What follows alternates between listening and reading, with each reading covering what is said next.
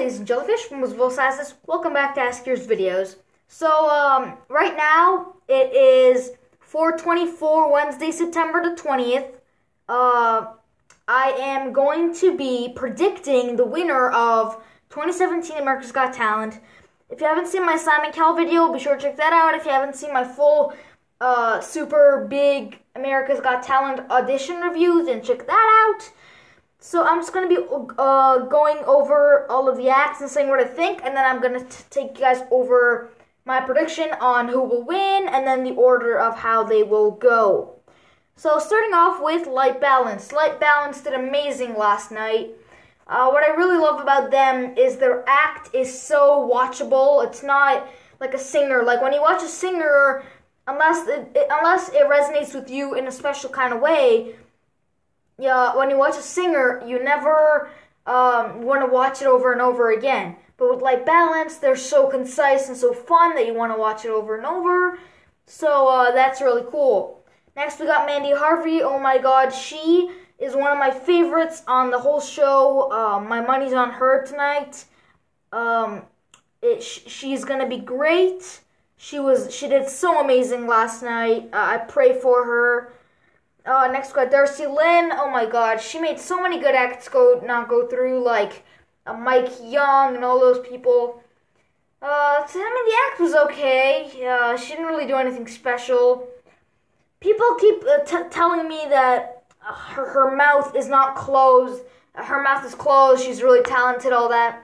Listen, you can clearly see her smiling. Like with Paul Zerdin, you could see him not doing that. You can only tell if you focused one or two times when he made a mistake. But Darcy Lynn, she stinks, honestly. And I know what you're saying. She's a kid. She's only 12, blah, blah, blah. Well, that's her fault, honestly. Like, either she has to be a very good ventriloquist at 12, or she just doesn't join, right? Because I can do ventriloquism as well as she can. I might screw up a few things, but I can do it as well as she can. I can talk without opening and closing my mouth like I'm doing right now, and I can talk the same way. And she sings from her throat, which is Oscar's voice, which sounds really stupid. But anyway, back to the act. The act was okay, you know. I like how she picked the John Lennon and Paul McCartney song, The Beatles. I think that was very cool of her. But otherwise, just meh. Ketchy. I think Ketchy did a very good job of Conqueror. I think she sung beautifully, and yeah. Now, Preacher Lawson, I think this was honestly the best Preacher Lawson act so far in the whole show. I mean, not so far, because this is the finals, but this is probably his best act.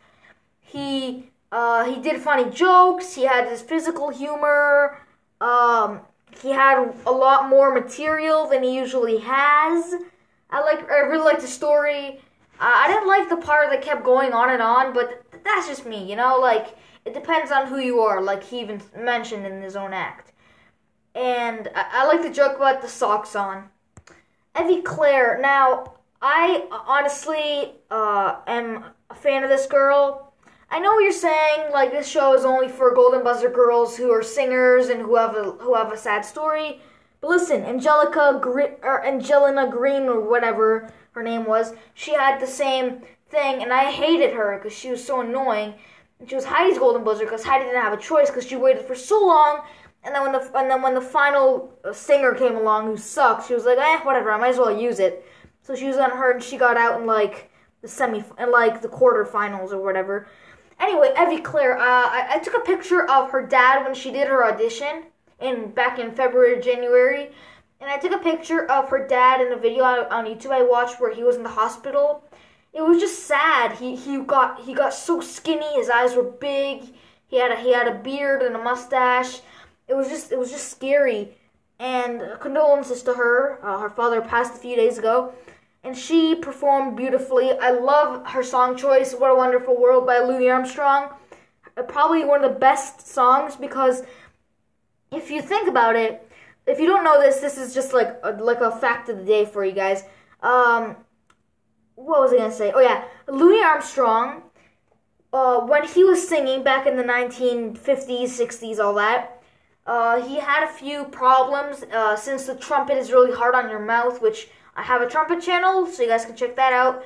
But since the trumpet was really hard on his mouth, they had to razor blade his inner mouth tissues because they were all falling apart, which is just grotesque. And he's still saying "What a Wonderful World," which is ironic because of how cruelly the world treated him, especially in the racist era. So, and Evie Claire, since her dad just passed, it's kind of ironic to sing "What a Wonderful World." Just wanted to get that out there. Anyway, Diavolo, they did stunning today, but honestly, it didn't seem as good as the last times. I think either the song choice or just how they just repeated all the props they did before. I really like Diavolo. I really like how they do stuff, but it just wasn't resonating with me, you know?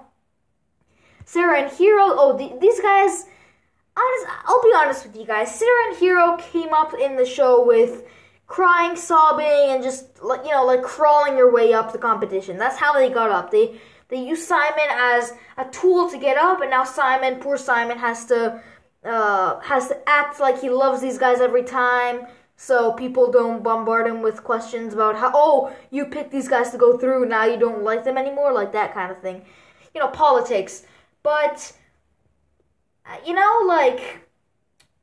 be honest, this was probably one of her best acts.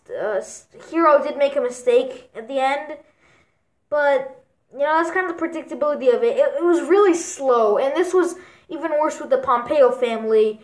It's really slow to watch dogs, running around and even, getting close to what a human dancer does. It's just a bit annoying, and it's just a bit bad. Chase Goring, he was amazing. I really love this kid. He's 21. I shouldn't call him a kid. He's an adult. But he did so good. He sang so well.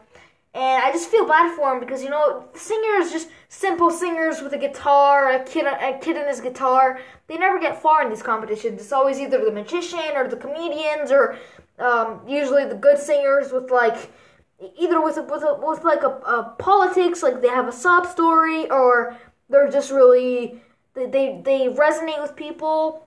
And his songs really resonate with some people, I can tell. And I really love Chase, just saying that. Angelica Hale, this video got 1 million views in 19 hours.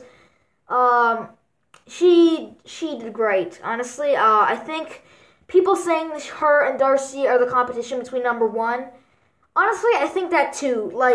I want Mandy Harvey to win, but saying of how, people vote for what they like, and what they like isn't necessarily the best act, unless they're fair-minded, but people who just love an act because, it's a cute little girl, or a 6-year-old girl who can sing opera, or whatever like that.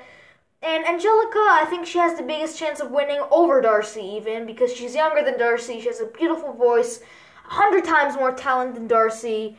But I think Mandy should win, honestly, because Mandy's deaf and she has way more, she deserves to win way more. So, that's that. So, Angelica, Darcy Lynn got 2.3 million views, which I think is a sign that she might win, actually. Which, if she does, I'm really going to be sad, So, yeah. So, Darcy got the most views on the channel in 18 or whatever hours. Then Angelica. Then, let's see, I think then Preacher. Yep, Preacher at 500. And it goes on, between them it's kind of hard to say, between Evie and, then Light Balance, Mandy Harvey. Oh, look!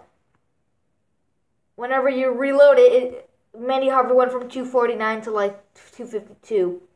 So, it kind of changes, so I hope America makes the right choice. I am in Canada, if you guys didn't know that, so I cannot vote, but thank you all for watching. Never mind, I'm going to be showing you guys my choices. So, yeah, let's go. Okay, so, what we got here is a basic prediction of who I think would win America's Got Talent. I think Mandy Harvey should win, but based on politics and based on popularity, I do think Darcy and Angelica have a good chance of beating Mandy.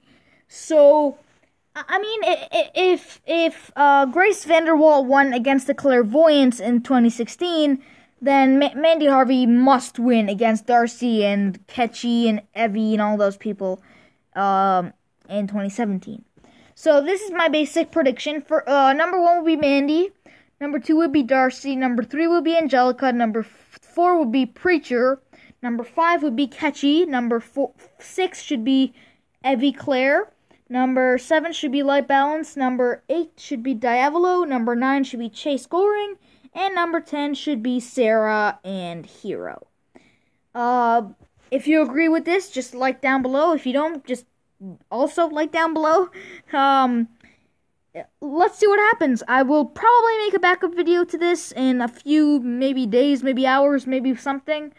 Cause the show's gonna start in about a few hours, depending on when this uploads. So, thank you all for watching, and I'll see you guys in the next video. Don't know when it'll be, but this is just to show how I think America's Got Talent should end. Ouch. Peace.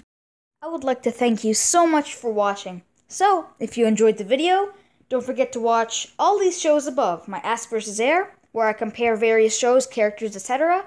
My episode mistakes, where I find animation errors in SpongeBob episodes.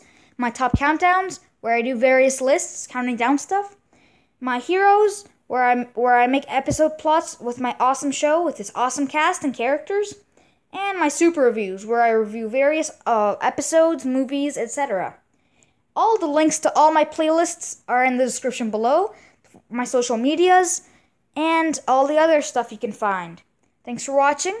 Be sure to watch this video for way more awesomeness, and be sure to subscribe to my channel, and be sure to subscribe and check out my second channel, A.S.K Kid Trumpeter. Thank you for watching, and I'll see you guys next time.